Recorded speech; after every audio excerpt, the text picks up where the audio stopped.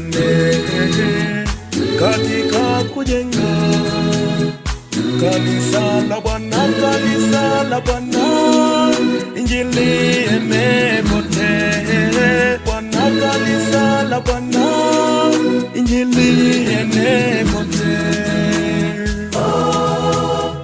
Waamini wote tushirikiane katika kujenga kanisa la Bwana, kanisa la Bwana, injili ene kote Bwana, kanisa la Bwana, injili ene kote.